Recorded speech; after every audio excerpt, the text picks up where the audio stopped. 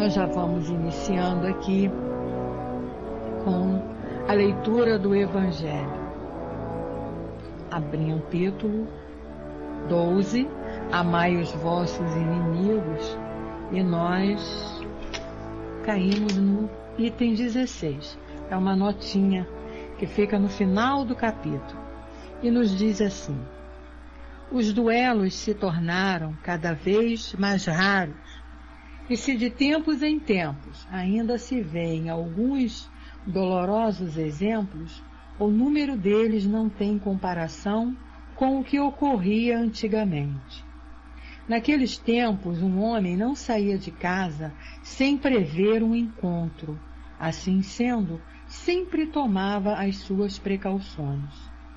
Um sinal característico dos costumes de uma época e dos povos está no uso habitual, ostensivo ou oculto de armas ofensivas e defensivas.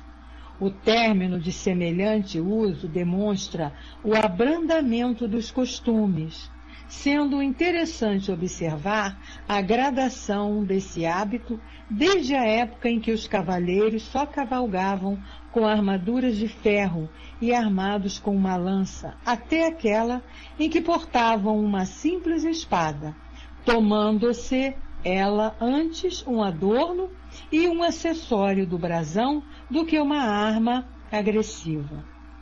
Um outro sinal de mudança dos costumes é que antigamente os combates comuns aconteciam em plena rua, diante da multidão que se afastava para deixar espaço livre para os duelistas. Hoje, eles se escondem. Atualmente, a morte de um homem é um acontecimento que causa comoção. Outrora não se dava atenção a tal fato.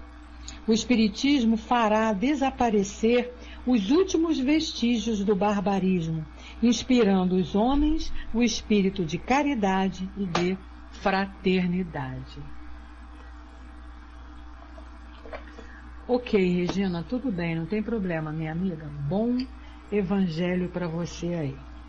O importante é estarmos com os nossos corações ligados ao nosso Mestre Jesus, né?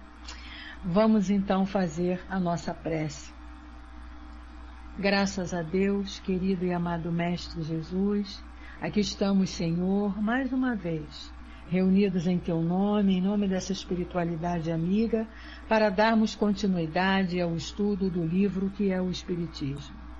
Te agradecemos, Senhor, em primeiro lugar, a oportunidade que temos de reunidos aqui, recebendo essas informações que a doutrina nos oferece, para que possamos realizar a missão que cada um tem consigo mesmo, que é chegar à perfeição, atingindo assim ao objetivo traçado por Deus, nosso Pai, quando nos criou simples e ignorantes com esse destino. Assim, Senhor, nós te pedimos o teu amparo, o amparo dessa espiritualidade amiga, dos nossos guias, dos nossos mentores, para que o nosso trabalho possa acontecer de acordo com a tua vontade e com a vontade de Deus.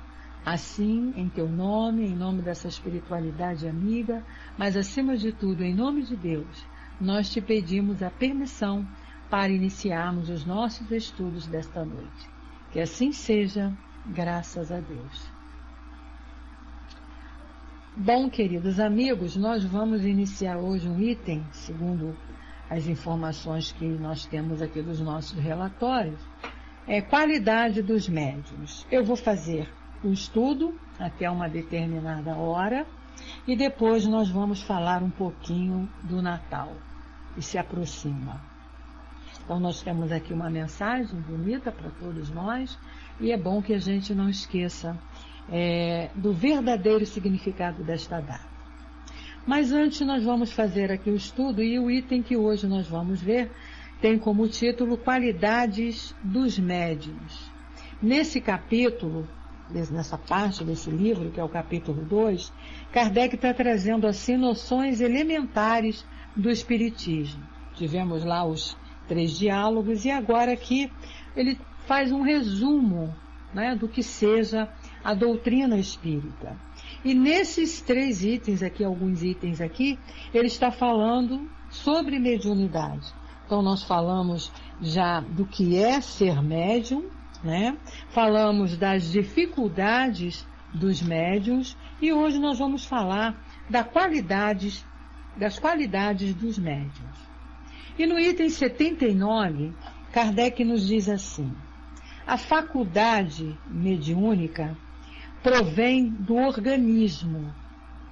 Ela é independente das qualidades morais do médium e se desenvolve tanto nos mais dignos como nos mais indignos. Então aqui nós observamos, através dessa informação de Kardec, que a faculdade, né, que a mediunidade que cada um de nós possui, uns assim em grau maior, ela não tem nada a ver com o espírito, no sentido de moralidade. Então, como ele diz aqui, ela tanto vai vir nos dignos como nos mais indignos. Então, a gente não pode dizer que mediunidade é privilégio de gente boa, de gente perfeita. Não. Ela está em qualquer lugar. Porque, como ele falou no início, ela é orgânica. É uma faculdade do organismo. Então, ela pode vir em qualquer criatura, independente de credo, independente de religião, independente de fé, independente do que a pessoa seja, de onde ela trabalha, sexo, situação social, situação financeira, seja lá o que for. Então isso aqui é muito bom que a gente esclareça, porque tem gente que pensa que mediunidade é exclusividade de espiritismo, de quem é espírita, e não é. Nós observamos a mediunidade sendo usada em vários setores da nossa sociedade, principalmente nos campos da religiosidade. Não importa se a criatura esteja numa igreja evangélica, numa igreja católica, num templo budista, num templo messiânico, em qualquer situação, numa sinagoga, num templo judeu, não importa. Se a criatura veio com essa missão, vamos dizer assim, veio com essa forma de trabalho para poder se trabalhar e crescer e evoluir, um meio que Deus nos oferece, né, nos dá de nos trabalharmos ajudando ao próximo através da mediunidade, não importa onde ela esteja. Né? A diferença são os termos que são usados. Mudam-se os termos diante de cada credo, cada religião, cada um usa lá o termo adequado, não usando nem nada a ver com mediunidade. Mas a gente sabe que é a mediunidade ali, a faculdade inerente àquela criatura.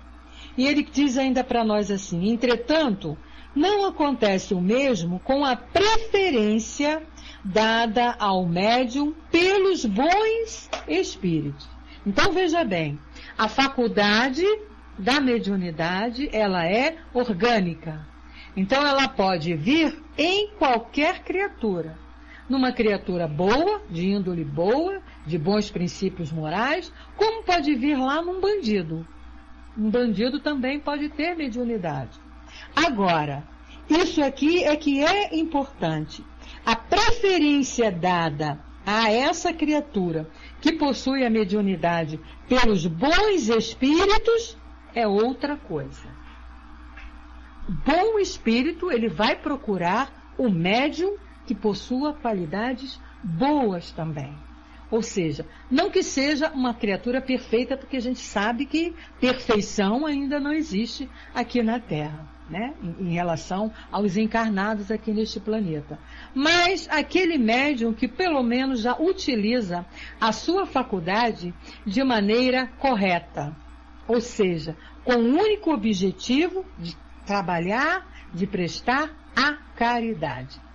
Porque é para isso que ele veio com a mediunidade, principalmente aqueles que possuem a mediunidade mais ostensiva, né? Que tem lá a visão, a audiência e a psicofonia, a psicografia e vários tipos que a gente conhece. Então é muito importante que a gente tenha esse conhecimento, né, que Kardec coloca aqui para nós. A mediunidade, ela pode estar em qualquer criatura.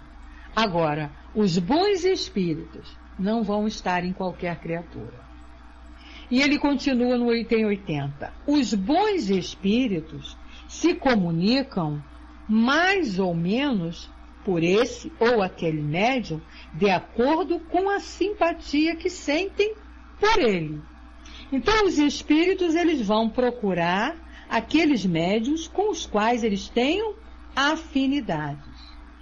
Ora, se nós chamamos bons espíritos, já são aqueles que se propõem a trabalhar no bem, que já se conscientizaram que o trabalho tem que ser realizado de acordo com os ensinamentos do nosso Senhor Jesus. Então é óbvio que ele vai procurar também, quando ele diz aqui, são de acordo com a simpatia que sentem pelos médiuns, ele vai procurar aqueles médiuns que eles têm afinidades, ou seja, que também já estão trabalhando, se esforçando para utilizarem a sua mediunidade de acordo com a vontade de Deus, de acordo com o que a lei nos indica, com o que o Senhor Jesus nos ensinou. E aí ele diz, né, o que constitui a qualidade de um médium não é a facilidade com que ele obtém as comunicações, não é a maneira como ele trabalha a mediunidade, mas a sua capacidade em receber as de boa qualidade e não ser um joguete de espíritos levianos e embusteiros.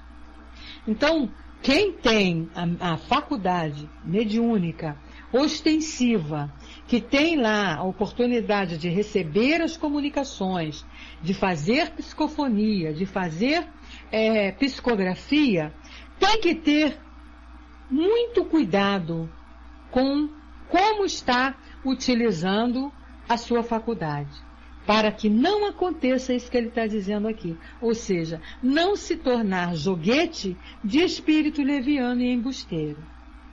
Eu costumo dizer que a faculdade, a mediunidade, seja ela qual for, é uma antena parabólica que a gente tem assim em cima da nossa cabeça.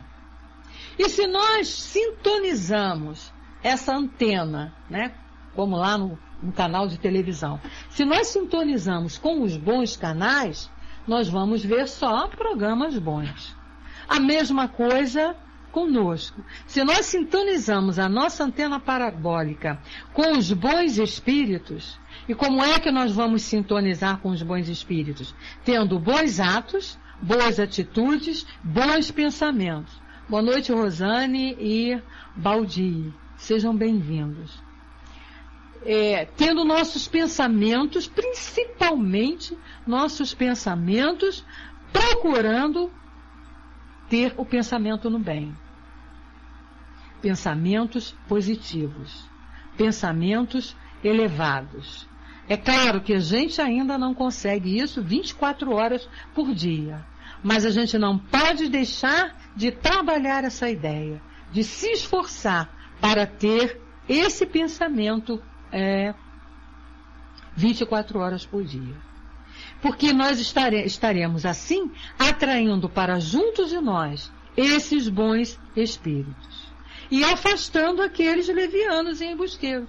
Então aquele que quer brincar, que quer se divertir, que quer fazer oba-oba, não vai se aproximar do médium quando ele está no pensamento ali no bem, no pensamento num trabalho sério, num trabalho disciplinado, organizado, ser rígido consigo mesmo, ser responsável, saber da importância que é ter essa faculdade para ajudar ao próximo.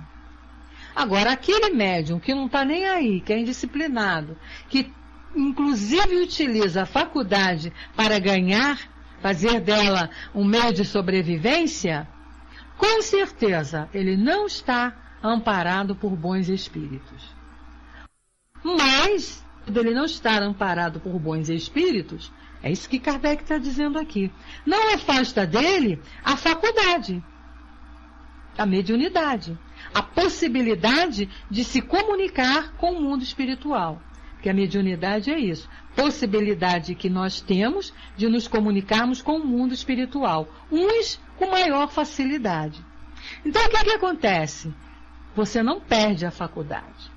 Se você não está afinizada com os bons espíritos, os seus pensamentos são levianos, os seus pensamentos são ainda materialistas, os seus pensamentos estão ainda envolvidos pelo egoísmo, pelo orgulho, não é? O que vai se aproximar nessa antena parabólica que a gente tem, que é a mediunidade?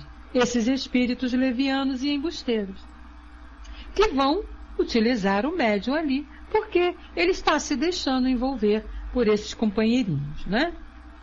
E aí, no item 81, Kardec nos diz assim: os médiuns que deixam a desejar sobre o ponto de vista moral, de vez em quando recebem comunicações muito boas que só podem vir de bons espíritos. Olha só, os médiuns que deixam a desejar sobre o ponto de vista moral, de vez em quando recebem comunicações muito boas, que só podem vir de bons espíritos. Vamos lá ver por que isso. Seria um erro esse fato causar admiração, porquanto, frequentemente, isso acontece no interesse do médium e para lhe dar sábios conselhos. Então vocês vejam bem, mesmo você não sendo lá aquele médium disciplinado e não tendo assim, não esteja fazendo a coisa, o trabalho, como deveria ser feito corretamente, os bons espíritos ainda tentam te ajudar.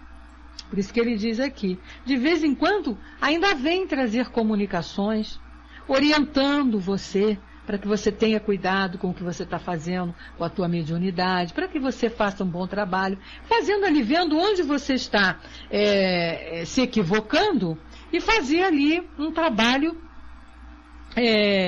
como se diz, direito, para você se modificar, né?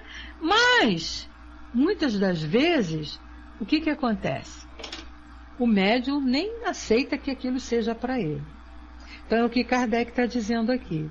Seria um erro este fato causar admiração, porquanto frequentemente isso acontece no interesse do médium, para lhe dar sábios conselhos. Se ele não os aproveita, maior será a sua culpa, já que determina a sua própria condenação. Então vejam bem, eu sou responsável pelos meus atos e pelas minhas atitudes. E os meus atos e as minhas atitudes é que vão me dar uma condenação ou um prêmio. Está bem claro isso aqui. Então, se eu receber lá, não trabalhar, não utilizar corretamente, né, pedir a mediunidade quando fiz meu planejamento, aceitei trabalhar no bem, e hoje eu não estou fazendo isso, eu vou arcar com as consequências, porque me trarão consequências. Só que serão consequências sofridas, doloridas. E aí, é o que ele diz aqui, ninguém vai poder reclamar depois. Não vai poder chorar depois. E ele continua, Deus, em sua bondade infinita, não pode recusar ajuda àqueles que precisam dela. Então, olha só, mesmo ainda fazendo no erro, nós somos orientados. Quantas vezes a gente está cometendo um equívoco e vêm as intuições, vêm as mensagens, vêm os avisos, através até de terceiros, chegando para nós e trazendo recadinho, como se fossem recados, né, indiretamente, para nos chamar a atenção. E aí a gente tem que parar e pensar e ver o que a gente está fazendo com essas intuições, com esses recados, com esse chamar a atenção que a espiritualidade faz conosco. Então a gente tem que estar sempre alerta para o que nós estamos fazendo com os nossos trabalhos, com a nossa missão.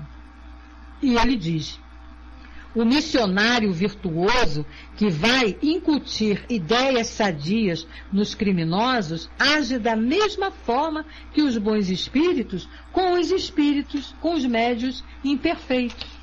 Então eles vêm, tá vendo que você para o mau caminho, que você não está utilizando bem a sua mediunidade, eles vêm te trazer recado, eles vêm te trazer orientação. Deus não nos abandona assim, logo no primeiro momento, não. Essa espiritualidade amiga, os nossos guias, nossos mentores, estão muito, sempre junto a nós.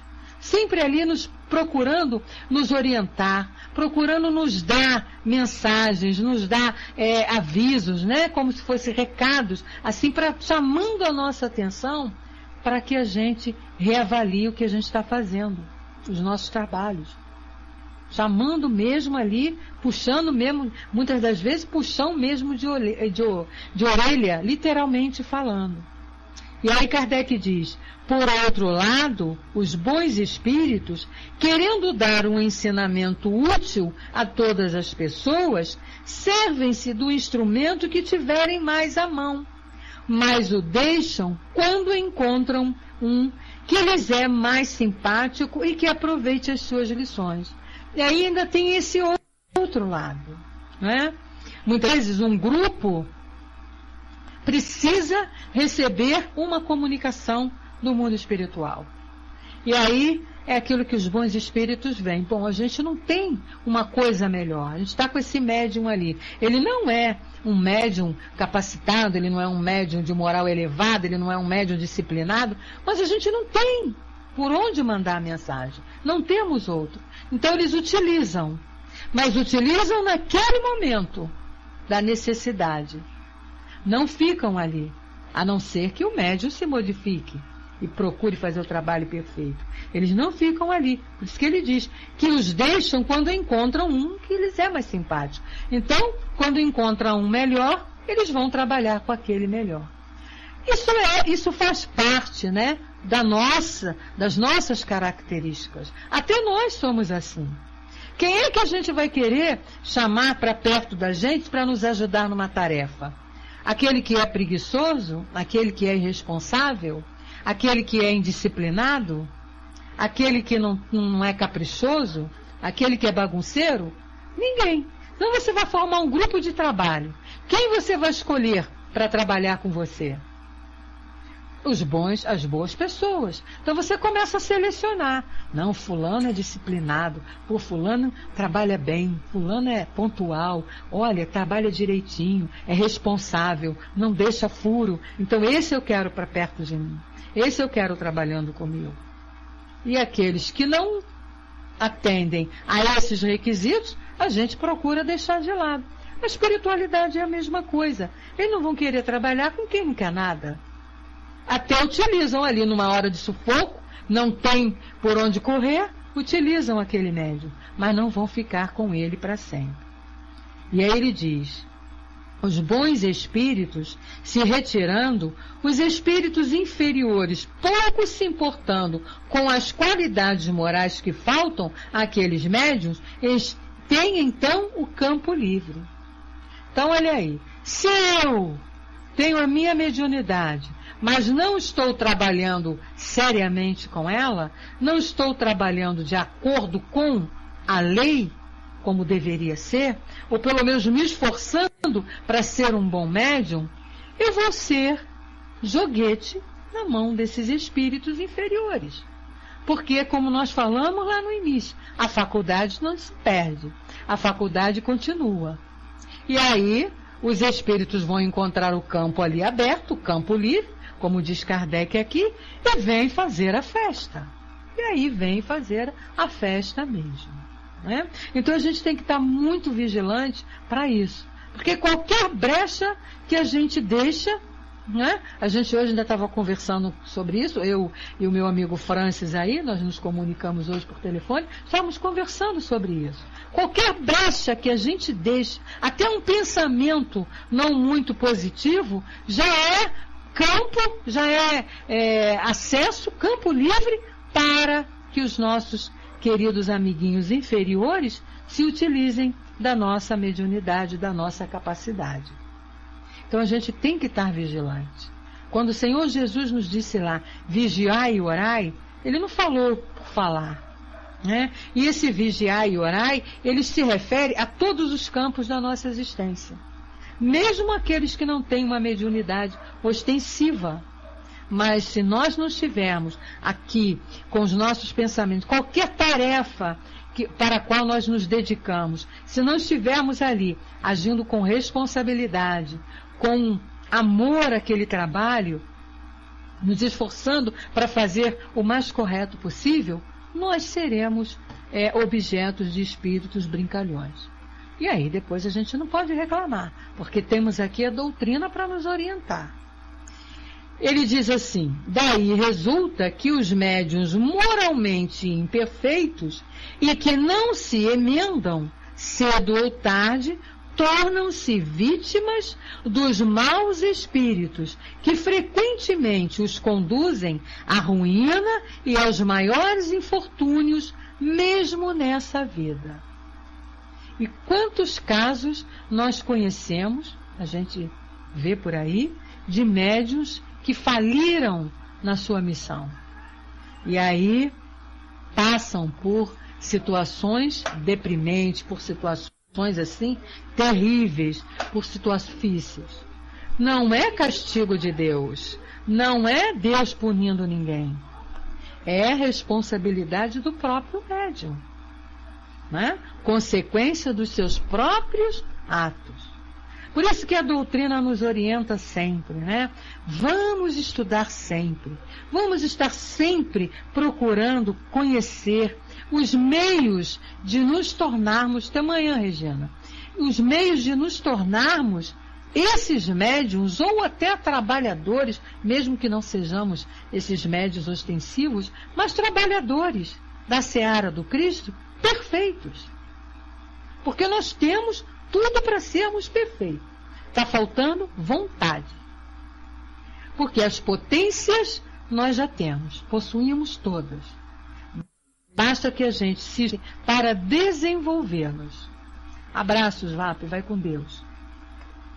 Então ele diz assim para nós: quanto à sua faculdade de bela que era e que assim deveria permanecer, corrompe-se pelo abandono dos bons espíritos e acaba desaparecendo. Os bons espíritos aconselham. Você continua ali sendo irresponsável, o que acontece? Eles te abandonam. Te abandonam, você começa a ser utilizado pelos maus espíritos, pelos inferiores, né? Pelos zombeteiros, pelos brincalhões, pelos irresponsáveis, porque existem muitos. E aí você acaba o quê? Sendo objeto de brinquedo deles, de diversão deles, né? Então é bom que a gente tenha esse conhecimento. Olha a importância do estudo, para que a gente possa realizar nossas tarefas assim corretamente. No item 82, ele diz assim para nós: os médiuns mais dignos não estão livres das mistificações dos espíritos embusteiros. Inicialmente, porque não existe uma pessoa bastante perfeita a ponto de não possuir um lado fraco pelo qual os maus espíritos possam ter acesso. Em segundo lugar, porque os bons espíritos, algumas vezes, permitem que isso aconteça para que possamos fazer a nossa análise crítica, aprender a discernir a verdade do erro e ficar alerta, a fim de não aceitar nada cegamente e sem controle. Então, olha só como isso aqui é importante também. Então, mesmo o médium que tem lá boas qualidades, os dignos, como ele diz aqui, não estão livres de serem assediados por esses espíritos zombeteiros. Mas tem um objetivo. Os bons espíritos permitem isso para quê? Para que você tenha realmente conhecimento e possa realmente saber o que está fazendo. Identificar que essa mensagem está vindo de um bom espírito ou se está vindo de um espírito brincalhão. E no nosso caso, que não temos a mediunidade ostensiva, de não recebermos mensagens, mas as ideias que nos são trazidas. Nós somos influenciáveis demais. Sabemos disso. Estamos cercados de muitos espíritos que querem colocar cocorocas na nossa cabeça, nos influenciarmos. Então a gente precisa ter esse cuidado, a gente precisa ter essa vigilância através desse conhecimento para poder discernir as ideias de bons espíritos e as ideias de espíritos brincalhões, de espíritos zombeteiros. Como ele diz aqui, para a gente poder ficar alerta e não aceitar nada cegamente e sem controle. Observemos também que o embuste jamais vem de um bom espírito e todo nome respeitável que aparece assinando um erro é necessariamente apócrifo. Outra coisa é que a gente tem que ter cuidado também nas mensagens que são trazidas, com a assinatura de espíritos assim elevadíssimos. A gente tem que ter esse cuidado, né? Dr. Bezerra de Menezes, Eurípides Barçanufo, eles não vão ficar aí assinando mensagens a 3x2. E a gente sabe que os espíritos brincalhões se utilizam disso, para que tenha credibilidade aquela mensagem que ele quer passar. Pode, Rosane? Claro que pode. O estudo aqui ele é interativo. Se nós não soubermos te responder, a gente vai buscar meios de trazer uma resposta para você. Mas pode sim. Qualquer um pode fazer pergunta aí. Não que a gente seja dona da verdade e saiba tudo, mas a gente pode tentar responder. Tá bom? Não tem problema não. Então, prestemos bem atenção. Você pergunta se Jesus era o Espírito de verdade. Eu vou te responder o seguinte. Existe uma corrente dentro do meio espírita que diz que era. Existe uma outra corrente que diz que não era. Eu, Beth Rosado, vou dar a minha opinião. Eu faço parte da corrente que acredito não, tenho certeza que Jesus era o Espírito de verdade. É o que eu posso te responder. Na própria codificação, no próprio Evangelho, nós temos ali mensagens dele, palavras dele, dizendo que ele, comprovando que ele é o Espírito de verdade. Mas existe uma corrente que acredita que não seja ele. Que o Espírito de verdade seja uma pleiade de espíritos que vieram trazer a codificação e papapá. Mas eu, Beth Rosado, e aí o meu amigo Francis também, eu sei, partilhamos dessa corrente e acreditamos, como eu falei, nem acreditamos, temos a certeza de que o nosso Mestre Jesus é o Espírito de verdade, tá? Espero que eu tenha te respondido aí, atendido assim a tua necessidade, bom? Então, continuando aqui, Kardec ainda diz para nós assim: esse fato ainda pode ser uma prova para a paciência e a perseverança de todo espírita, seja ele médium ou não. Aquela que se desencorajasse por algumas decepções provaria que os bons espíritos não podem estar com ele. Então, a gente não pode se desanimar, abandonar um trabalho, sair fora diante de uma primeira dificuldade que venha. Porque nós testados também 24 horas nas nossas dificuldades. Então, quando a gente começa a dizer, eu já conquistei a virtude tal, eu já consigo ser paciente, eu já não sou mais orgulhosa, eu já não sou mais ambiciosa, eu não sou vaidosa. Quando nós começamos a achar que não temos mais essas dificuldades, vem a prova. Então, existem aqueles testes que são trazidos para nós para nos fortalecer no nosso autoconhecimento. Então você começa, eu sou uma pessoa muito paciente. Então tá, então vamos botar uma situação ali para ver se ela tem paciência mesmo. E aí nós vamos sendo testados nessas virtudes que nós achamos que já possuímos, né? E ele diz assim, não é de se espantar, esse fato ainda prova para a paciência e a perseverança de todo espírita, né? Nós precisamos ser perseverantes e não nos retirarmos, desanimarmos diante da primeira dificuldade. Até porque nós sabemos que as dificuldades, elas vêm para nos fortalecer. Porque através da dificuldade é que eu vou aprender. E aprendendo, vou me fortalecer. No item 83, ele diz assim, não é de se espantar que se vejam maus espíritos obsidiarem pessoas dignas, quando na Terra não nos surpreende ver indivíduos maus se enraivecerem contra homens de bem. Quer dizer, é uma coisa que acontece entre os encarnados, então pode acontecer também nos desencarnados. É importante observar que desde a publicação de O Livro dos Médiuns, é muito menor o número de médiuns obsidiados. Porque, estando prevenidos, eles ficam vigilantes e consideram com atenção os menores sinais que possam indicar a presença de um espírito embusteiro.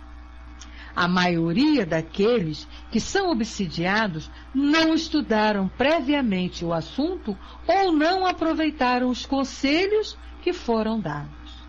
Então é por isso que toda casa espírita séria, que procura fazer um trabalho correto, de acordo com o que nós aprendemos aqui com a doutrina, o que a casa espírita faz? Estudar em primeiro lugar.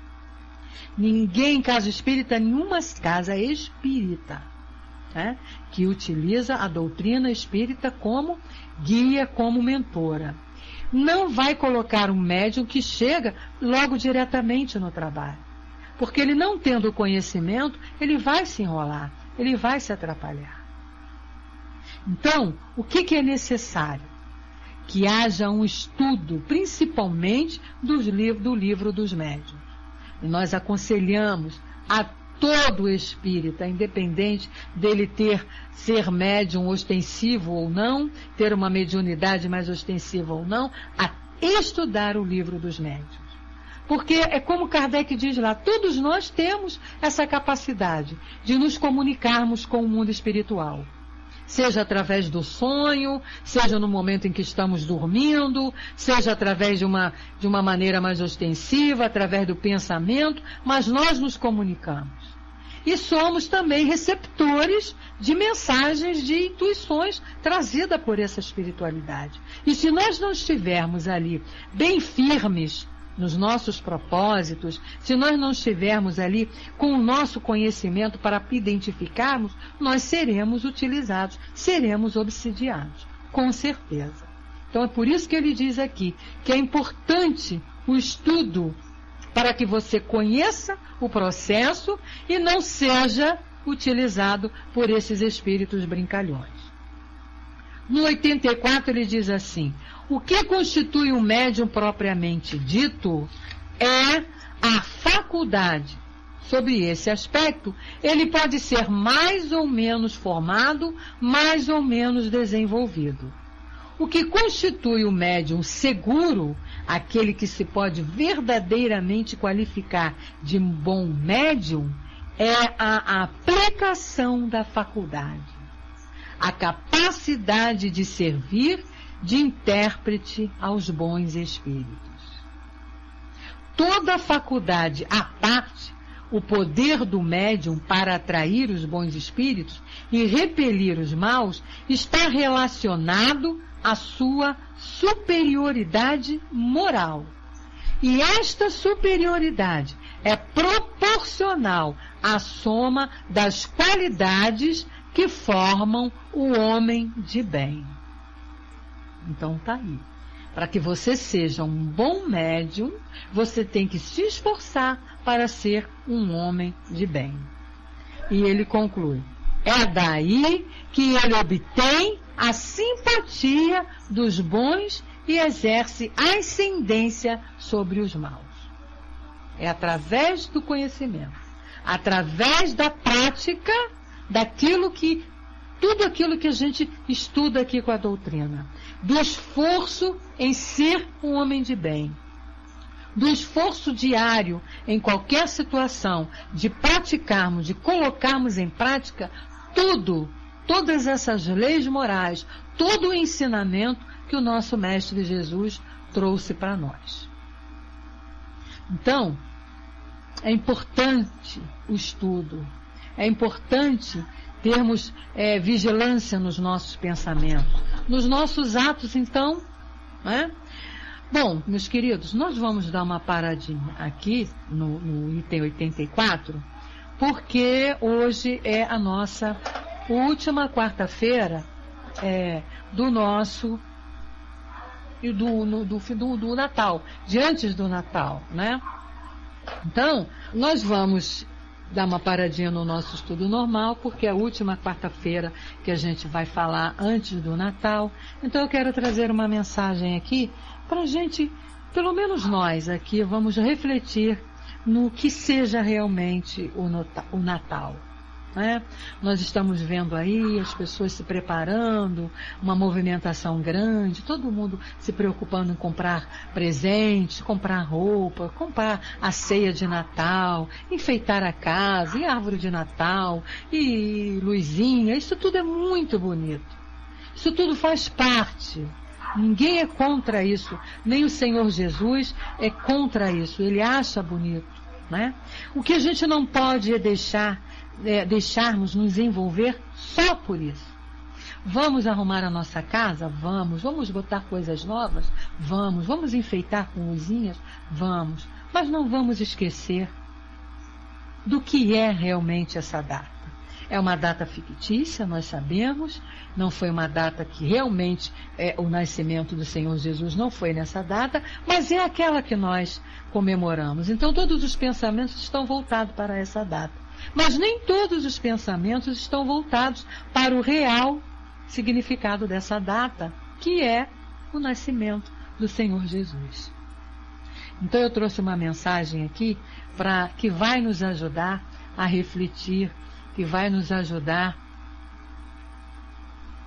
Sim, Francis, isso aí, o item 85, isso mesmo, tá? Que vai agora aqui, nós vamos refletir um pouquinho, uma mensagem linda, que está no livro Momento Espírita, volume 4, e que eu separei aqui para a gente refletir sobre ela. E ele diz assim: amanhã é Natal. Os dias se sucedem tão rápidos que nem nos damos conta, e amanhã já é Natal outra vez. Você certamente teve problemas, trabalhou, sofreu, sorriu, como todo mundo durante esse ano. Foram tantos os obstáculos, mas as forças foram ainda maiores que permitiram superá-los. Tanto que nós estamos aqui, não é? Os desentendimentos familiares não foram poucos, mas a fraternidade logrou êxito. Um filho querido talvez tenha adentrado aí pelos escuros caminhos, mas a coragem foi tanta que deu suporte nos momentos amargos. O lar, tão tranquilo outrora, esteve ameaçado por terríveis tempestades. Quase sucumbiu. Mas os laços fortes do amor o sustentaram. A separação promovida pela morte dilacerou as fibras mais sutis da alma. Mas a fé em Deus e a certeza da imortalidade conseguiram cicatrizá-las. A enfermidade cruel nos visitou, ou visitou os entes queridos, mas a confiança e a dedicação conseguiram afastá-la. Enfim, foram tantas dores, tantos momentos amargos, mas também tantas alegrias, tantas vitórias. E amanhã é Natal. E o Natal é tempo de fraternidade, de perdão, de solidariedade. E porque amanhã é Natal, reunamo-nos todos os que lutamos juntos na alegria e na dor e permaneçamos unidos. Olhemos para nossa mãezinha, a quem chamamos o ano inteiro para pedir roupa limpa, comida, né? Digamos a ela: mãe, o que seria da minha vida sem você? Eu a amo, mãezinha querida. Ao pai, a quem nos dirigimos para pedir dinheiro, carro emprestado, o cartão de crédito, falemos a ele com carinho: olá, velho. Apesar de não ter o costume de te dizer eu amo, tenha certeza de que minha vida não teria sentido sem você. Acerquemo-nos daquele irmão com quem nós não conversamos, olhemos nos seus olhos e falemos: olá, mano, que bom ter você no meu caminho. Aproximemo-nos daquele filho drogado, infeliz, atormentado, e falemos com ternura para ele: filho, você é a estrela da minha estrada. Sem você a vida não teria sentido. E porque amanhã é Natal, busquemos o nosso serviçal, a nossa doméstica, que chega ao nosso lar muitas vezes antes do sol nascer e só vai embora depois que o último filho chega do colégio para lavar a louça e deixar tudo em ordem. E digamos a essa pessoa: minha amiga, precisamos uns dos outros. Que bom poder contar com você por mais um ano. E porque amanhã é Natal, olhemos para o nosso patrão e falemos com ele, como ele tem sido importante em nossa vida, pois nos ajuda a ganhar o pão de cada dia. E porque amanhã é Natal, busquemos um lar pobre, onde a fome insiste em se fazer presente, e expulsemos, ainda que por um dia.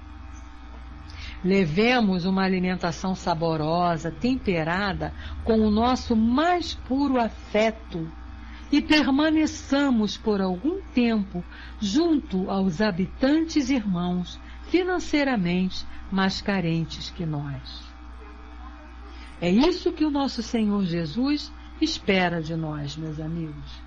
Que a gente faça a nossa parte naquilo que nos foi legado, nessa vida aqui que estamos, nessa estrada que estamos caminhando para buscarmos a felicidade, para sermos felizes. E nesse mês em que nós comemoramos o Natal, e que muita gente nem sabe o que significa, mas nós sabemos, comemoramos o nascimento do Cristo. Não que ele queira presente, não que ele queira parabéns, não que ele queira palmas, que ele queira oba-oba. O Senhor Jesus já superou isso tudo, não precisa disso. O que ele quer de nós é que nós pratiquemos aquilo que ele nos ensinou. A cada minuto, a cada instante. Porque ele sabe que só assim nós vamos conseguir a felicidade que nós tanto buscamos. E ele quer a nossa felicidade. E para encerrar os nossos trabalhos desta noite, ainda digo para vocês assim, o finalzinho dessa mensagem. E porque amanhã é Natal, lembremos-nos do aniversariante. O aniversariante mais ilustre de que a Terra teve notícias. Arrebentemos os laços de discórdia que porventura haja entre os familiares e amigos e abracemo-nos com ternura, lembrando o nosso querido amigo.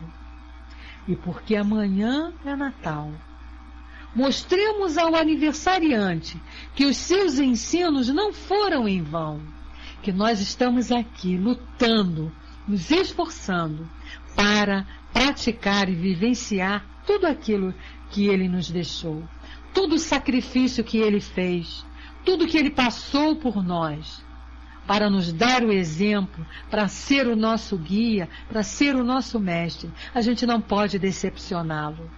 Mostremos a ele que nós estamos aqui, nos esforçando para praticarmos e sermos igual a ele.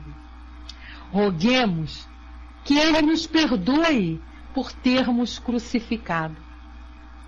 E deixemos que ele nos abrace e nos aconchegue junto ao seu coração magnânimo. Porque amanhã é Natal. Deixemos, meus amigos, que o nosso Mestre Jesus, no dia de Natal, tiremos um instante daquela noite em que estaremos comemorando, todos alegres e felizes.